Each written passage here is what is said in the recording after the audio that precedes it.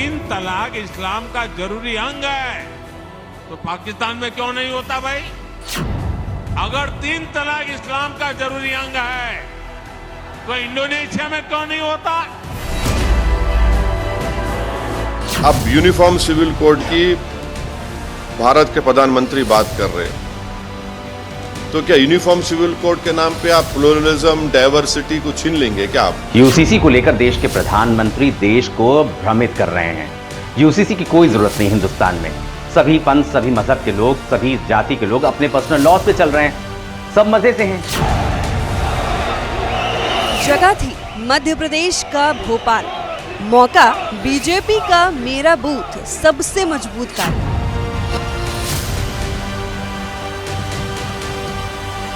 देश के वजीर आजम नरेंद्र मोदी बीजेपी कार्यकर्ताओं को संबोधित कर रहे थे। इस मौके पर उन्होंने यूनिफॉर्म सिविल कोड यानी कि यूसीसी की वकालत करते हुए एक के बाद एक कई बयान दे दिए। आजकल हम देख रहे हैं कि यूनिफॉर्म सिविल कोड के नाम पर ऐसे लोगों को भड़काने का काम हो रहा है। आप मुझे बताइए, एक घर में परिवार के एक सदस्य के लिए एक कानून हो, परिवार के दूसरे सदस्य के लिए दूसरा कानून हो, तो क्या वो घर चल पाएगा क्या? कभी भी चल पाएगा क्या? फिर ऐसी दोहरी व्यवस्था से देश कैसे चल पाएगा? उनके बयान के बाद सियासत गर्मा गई है। पीएम मोदी के बयान के बाद कई मुस्लिम नेताओं ने भी अपनी बातें कहते हुए अपनी मंशा साफ कर दी है। यूसीसी पर प्रधानमंत्री ने कहा, जब भारत का संविधान सभी के लिए एक कानून की बात करता है तो देश दो कानूनों से नहीं चल सकता है। परिवार के अलग अलग सदस्यों पर कैसे अलग अलग नियम लागू हो सकते हैं? पीएम ने कहा कि लोगों को यूनिफॉर्म सिविल कोड के नाम पर बहकाया जा रहा है। मुस्लिम बहुल्य देश जहां पूरी तरह इस्लाम राज्य है, वहां भी तीन तलाक बंद कर दिया है। अगर तीन तलाक इस्लाम का जरूरी अंग है तो पाकिस्तान में क्यों नहीं होता भाई? अगर तीन तलाक इस्लाम का जरूरी अंग है तो इंडोनेशिया में क्यों नहीं होता?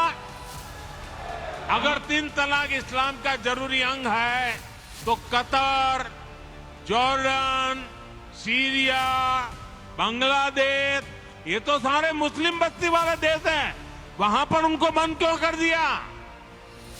मैं समझता हूं कि मुसलमान बेटियों पर तीन तलाक का फंदा लटका कर कुछ लोग उन पर हमेशा अत्याचार करने की खुली छूट चाहते हैं।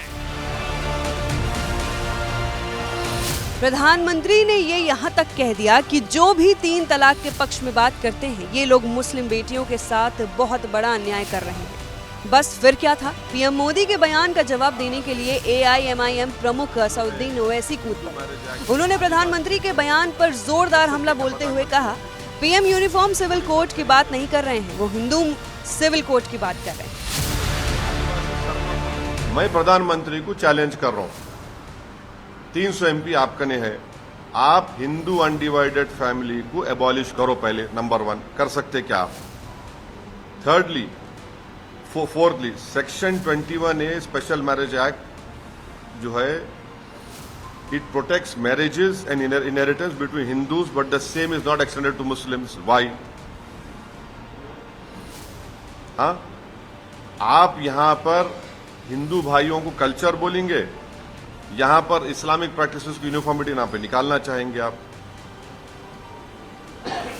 बीजेपी और प्रधानमंत्री ये बात को भी भूल गए, सेक्शन 2 जो है हिंदू मैरिज एक्ट में आदिवासियों को एग्जम्पशन देता। कर सकते क्या प्रधानमंत्री उसको? मोदी साहब करेंगे अभी? आदिवासी सरना कोड क्यों पूछ रहे भाई? आर्टिकल 371 है भारत के संविधान में, प्राइम मिनिस्टर करेंगे, नागालैंड, मिजोरम निकाल सकते। एक मणिपुर को नहीं जा सक रहे प्राइम मिनिस्टर मोदी, जहां पे 300 चर्चेस को जला दिए गए, और आप 371 निकालेंगे क्या? बताओ हमारे को। आप बोलिए, प्रधानमंत्री को बोलना चाहिए इन बातों पे। तो यूनिफॉर्म सिविल कोड की बात तो कर रहे हैं, और फिर आप गुजरात में डिस्टर्ब एरियाज एक्ट में मुसलमान अपना घर नहीं बेच सकता। ओवैसी ने तो मीडिया के सवालों का जवाब देते हुए प्रधानमंत्री को चैलेंज भी कर दिया। वहीं पीएम का बयान सुनने के बाद मुस्लिम लीग के प्रवक्ता मौलाना सैफ अब्बास तो भड़क गए हैं। उन्होंने यहां तक कह दिया कि यह 3 तलाक और बाबरी मस्जिद का मसला नहीं है कि हम खामोश रहेंगे। ये 3 तलाक वाला मसला नहीं है कि हम खामोश रहे, ये बाबरी मस्जिद का मसला नहीं है। आंदोलन चलाएंगे इसके लिए, हम भी तैयार हैं। हो सकेगा तो सभी पार्टियां और सभी दल मिलकर जो है संसद का घेराव भी करेंगे। देश में यूसीसी को कोई जरूरत नहीं है। आप सुप्रीम कोर्ट के पीछे छुप रहे हैं कि सुप्रीम कोर्ट कह चुका है कि लेकर आइए। 9 सालों से आप क्या कर रहे थे? अब जब 24 आने वाला है तो आप कह रहे हैं कि अब यूसीसी आना चाहिए क्योंकि आप हार रहे हैं। भोपाल में यूनिफॉर्म सिविल कोड पर दिए गए पीएम मोदी के बयान को लोकसभा चुनाव से जोड़ के देखा जा रहा है।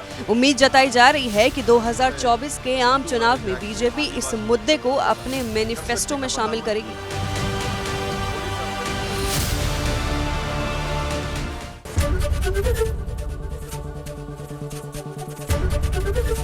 एबीपी गंगा, खबर आपकी, जुबान आपकी।